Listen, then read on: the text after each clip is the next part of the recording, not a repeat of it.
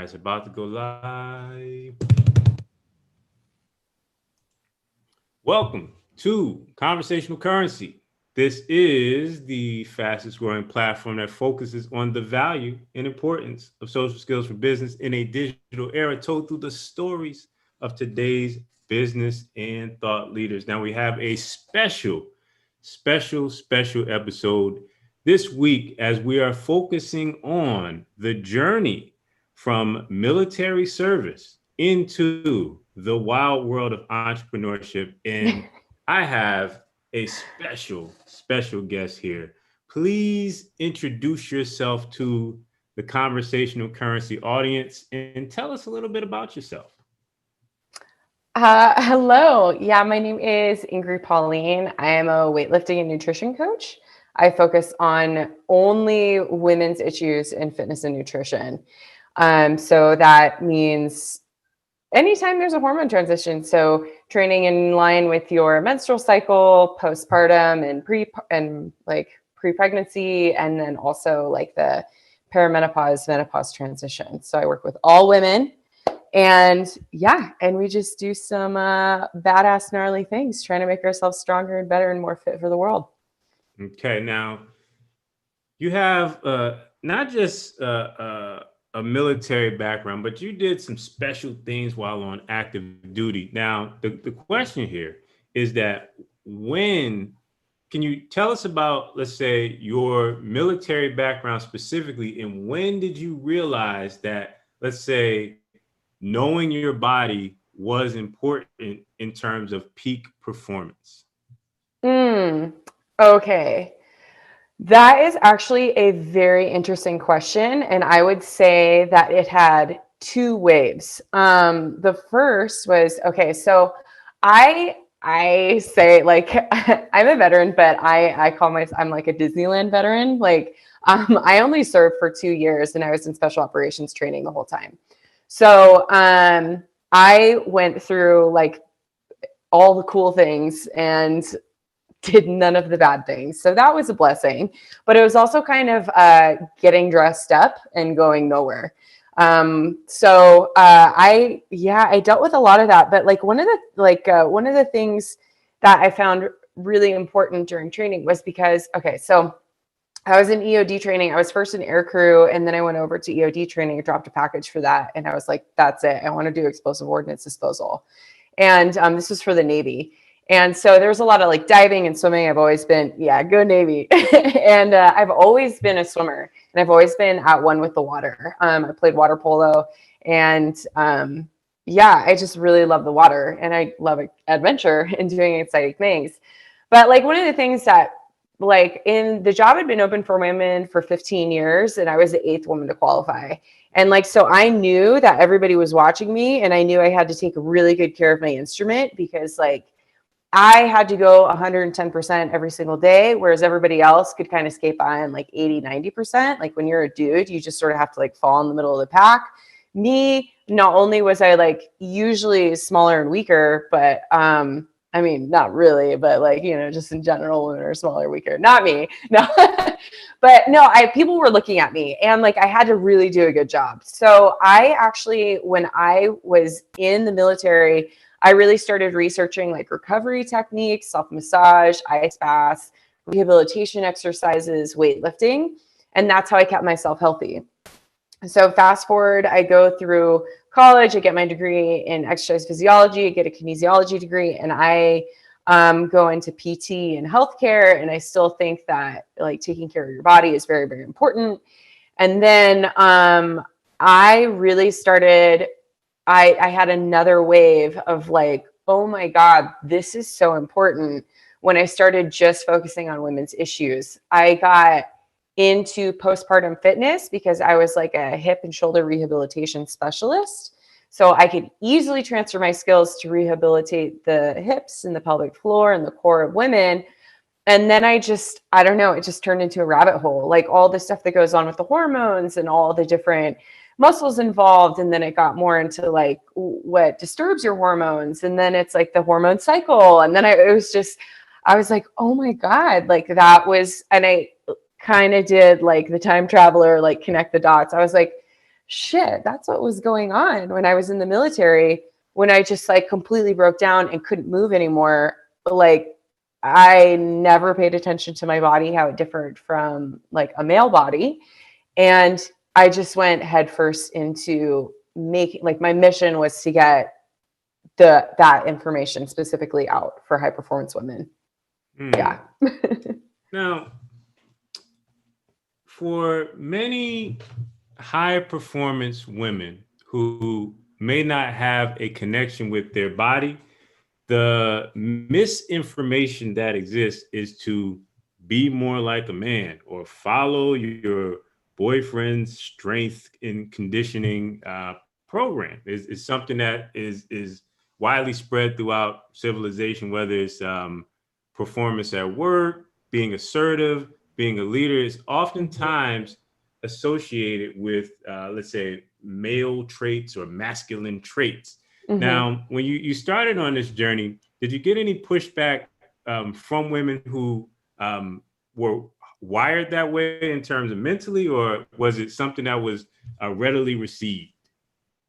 Um, I think that, well, the way I've put it together now, I think it's like readily received because I work with women who I work with so many new moms. And so their ages range from like mid to late 20s to like late 30s, early 40s. And a lot of these women are working, like they are working. And they have lived within this masculine energy. They lived with their masculine energy a lot. And like, most of us slash all of us have been called like intimidating or masculine or whatever, but it's like, okay, this is a part of our personality. It's not a bad thing. Let's figure out how to integrate it. And the other thing was that we need to figure out our own essence and our own femininity and our own selves and bring it to the masculine energy that we're projecting into the world. And so I think when I work with, by the time women find me, they realize that like I'm a strong, independent woman, but like but I'm very feminine, and they too want to have that.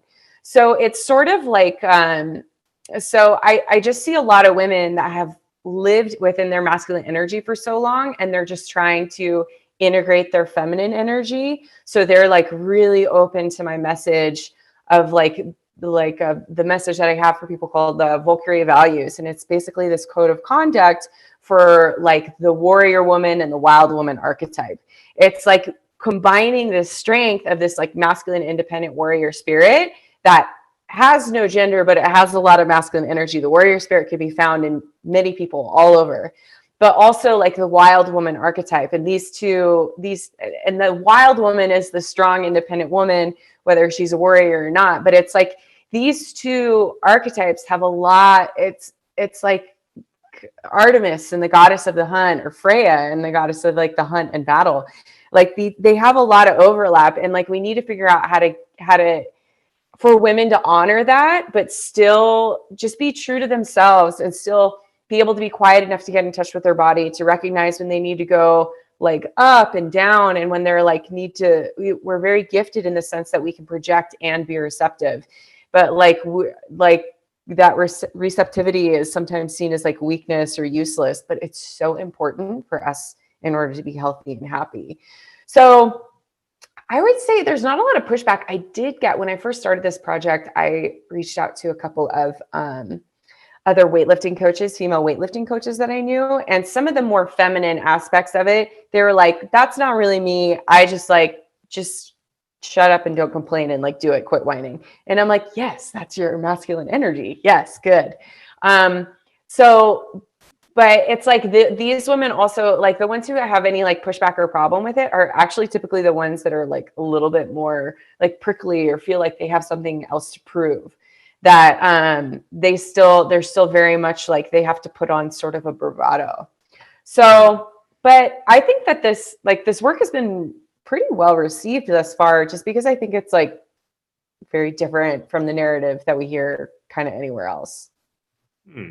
Excellent viewpoint. Now, Valkyrie, the Valkyrie. Take us into, because for some people it may just be a title, but I get the sense that it's more of a code of conduct or value system that might be a little bit deeper or beneath the surface. So take us, the viewers, beneath the surface and explain to us where this stems from, why this like sparks such a let's say a path for you to follow. Yeah. So a Valkyrie. A Valkyrie is, well, she is one of Odin's demigoddesses. They're called the choosers of the slain. And what they are is Odin is in Asgard. He's in Valhalla, which is a Viking warrior heaven where you fight all day, drink all night, and when you wake up in the morning, you're healed and ready to do it all over again. That's for me. And this is Viking heaven. And yeah, and so only those who have died bravely and honorably in battle may serve eternally in Odin's army and drink in Valhalla, the Hall of the Dead. Um, and the Valkyries are the choosers of the slain, which means that they ride down from Valhalla and they go over the battle. They ride down on horseback. They go over the battlefield and they choose the men and the women that have died honorably and put them on their horseback and bring them back. And they have names like Wrath and Rage and Ruiner of Plans and very tribal sort of names. And it's really like the Valkyrie spirit is sort of that's the spirit of like Freya. That is the spirit. That is the warrior woman spirit. And we talk about these Valkyries. She has discernment, she has honor, she has grace, she has beauty, she has strength. And so the reason why that speaks to me is because like I'm like first generation American. Well, I'm first generation American on my mom's side. Her whole family, I'm like third on my dad's, but it's my mom's side that counts in this particular project. Her whole family is from Norway. And I grew up on so much Norse mythology and so much like, I don't know, just get tougher sort of love, tough love, but also get tougher sort of love. My grandpa, who's from Norway, he used to mix his metaphors and mottos all the time. Because English was his second language and he didn't learn it until he was like 30. And he used to say, whatever doesn't kill you makes you hurt more. Keep going. And that's like, yeah, that's like our family motto. And that's like the Viking spirit, is that like there's good in pain and there's honor in strife. And that you are required to like conduct yourself with a sense of purpose and honor and bravery and courage and ownership. And so like when I say Valkyrie values, like that is like the values of a Valkyrie. Like what does she appreciate? If she's going to choose a warrior to serve her and her king for eternity, who does she want? Like what's important to her? And these are the qualities that the Valkyrie looks for. Very interesting, very insightful. So to wrap it up, what would you say is the most valuable trait, ability that you took from military service? Ah,